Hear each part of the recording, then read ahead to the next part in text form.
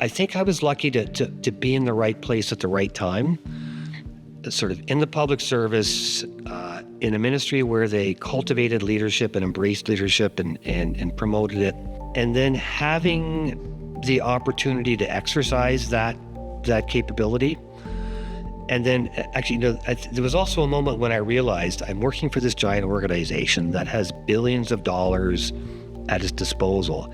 If I can harness the strength of that organization in this innovation community, a penny dropped at some point. I went, you know what, there's a big opportunity here. We better not waste it. I got to a place in an organization at the time that just fit what I wanted to do and what I like doing. So luck and timing, to be honest, I think is a big part of it. And then realizing, at this moment, there's an opportunity. We better grab it. I'd have to say it was the many professors and scientists that I met during my undergraduate degree at University of Ottawa, my PhD at McGill, my postdoctoral fellowship at UBC and the BC Cancer Agency, just so many exceptional individuals that shared their love for science, their passion for science and research. And I always say to teachers and to professors, you have this opportunity to turn people on or turn people off of the subject. So, it's really hard not to get excited about something that somebody else is so excited and passionate about. And I have that, them to thank for sharing their passion for research and for science with me. I always had an interest in science in general, but what really motivated me to switch from a potential career in mathematics and philosophy to the life sciences was a lecture from a biology teacher in high school who introduced me to Charles Darwin's seminal book on the origin of species. After devouring that book, I realized that my strong passion was for the life sciences sector. And although I initially wanted to pursue an academic career, after completing my postdoctoral training, I realized that a research career in an industrial setting was more aligned with my goals to focus primarily on translational research.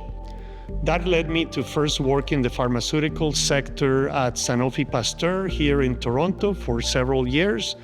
And eventually I migrated to a venture capital setting in the life sciences sector when I joined Lumira Ventures.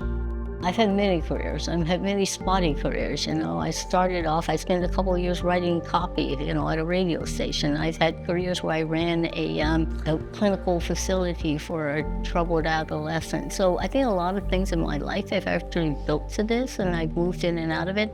I came into this as advocacy with the hemophilia and the whole issues around the tainted blood, and really felt that I could make a contribution in helping to provide some opportunity to get justice for people, to get some understanding what happened, to advocate for better, care and products. And so it seemed to be the right thing to do. Probably very early in my life, I always had this feeling that sooner or later, I'd do something useful. I'm from very, very humble beginnings. And so I think I owe it to the high school I went to that was a Jesuit boys' school in Montreal, Loyola High School, where instilled in us was this idea that we could do amazing things. And we had it in us to do amazing things. So go do amazing things. And eventually, I'm hoping Satellos gets us to amazing things.